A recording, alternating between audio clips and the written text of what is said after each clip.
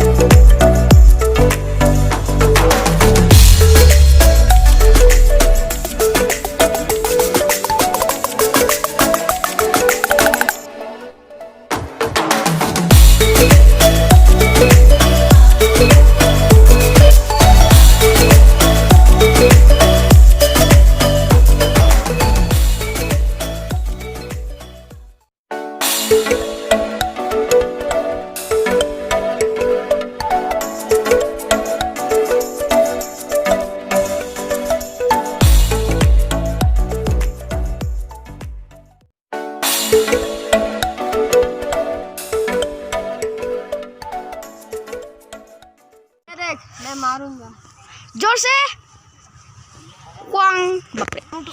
बहुत दूर लगे कैसे भाई मैं कैसो ना भाई तो सब क्या है लाइट दिसे गस ने की है गसे हापाय लाइट लगा दिसे मन धुनिया के रब ओसर पर देखाम